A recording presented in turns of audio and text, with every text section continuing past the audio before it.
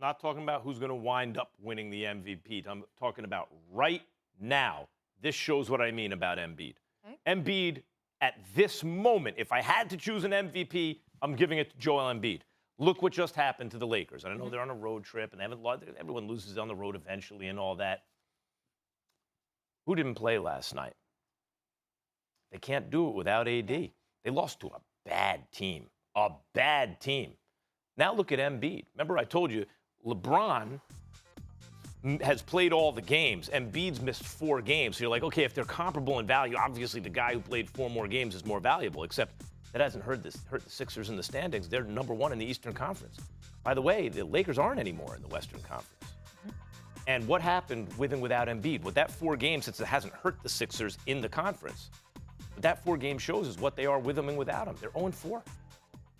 They got stomped out by the same team that just beat the Lakers, who they beat with Embiid. So Embiid is the whole shooting match for the Sixers. With him, they're dominant. They just beat the Lakers head-to-head. Yeah. And by the way, Embiid was giving them the business to the point where they took him out of the game. LeBron shoved him when he was up in the air. Gasol gave him a little help from behind, didn't give him a place to land. Embiid came down so hard, he really wasn't the same after that. Sixers still beat him. They hung tough enough to beat him, but the Lakers came back on him. Embiid's value is so pronounced to the Sixers. LeBron is great. There's no question. He's up there. But he didn't have AD, and they lost to one of the worst teams in basketball. If you're splitting hairs here.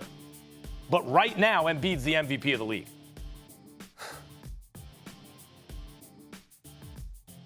I'm closing my eyes right now because I don't like when you give me a reason to come to the defense of LeBron James. It really bothers me. You see, I'm one of those people that believe that LeBron James, listen, I think LeBron James gets enough praise. You know, that's why I had to put up the ticker. Great husband, great father. Put it up? You know, I think we should put it up. I mean, great father, great husband, great businessman, you know, very philanthropic. I mean, the dude, he's unbelievable, okay? And I think that it's appalling to me that people in his camp are disgusted at the fact that, oh, my God, it is an insult to call him the second greatest player in the history of the sport ever created. I mean, my God, to call him number 2. I mean, you're just stabbing him in the heart. Oh, my God, what an insult. You know what I'm saying? What an insult. Never mind what you're saying about Jordan if you call LeBron number 1. Right, yeah. You know what I'm saying? But in this case, there it is. This is the concept. This is a great husband, great father, a generous philanthropist. I mean, this is a director, a producer. I mean, the guy's phenomenal. I mean, just put it all up there. Let's make sure we get that out the way. But in this particular situation, power broker. That's right, Hollywood power broker. Put that. Y'all are hilarious. It's all there. It's all there. Around it's all guy. there. The resume is impeccable. God, okay, but let me tell you something. In this particular instance, this is what LeBron is just. This should disgust him, Mac. Your take. Here's why. Because we got a headline there, and we're talking about LeBron James in question the MVP and all. It's one game, and guess what? It's Detroit. You're sitting up there. Those are a bad team. Max. That's what happens. Do you know the worst team in NBA history actually won 9 games? Do you realize that? Worst team in history actually won 9 games. It's Philadelphia 76ers many years ago. What I'm saying to you is this: it happens. And Anthony Davis doesn't play last night. At least 10 dudes played 13 minutes. You go in there against a weak team. You take it for granted. You take a night off. It's the regular season. If this were a season that started on time, this would be December. Yeah, we care. Second of back-to-back this would be on the approaching road. New Year's Eve. That's what this would be right now if the season had started as regularly scheduled. All I'm saying is, listen, LeBron has graduated to a point where it is so grotesquely unfair to look at him in an early regular season game and measure him in any way. This brother is about, April, May, and June, literally or figuratively speaking, the postseason. That's what he gets measured by. To me, what's alarming, if I'm Anthony Davis, here's what I would say to Anthony Davis, my brother. You're finally being recognized with the greatness that you deserve as one of the top 5 players on the planet. If LeBron James at age 36, in his 18th season, is playing more games and more minutes than you, we got a problem. That should not be happening.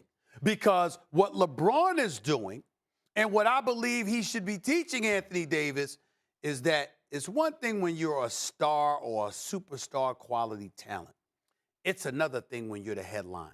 See, I love for Kobe, God rest his soul. I love for MJ.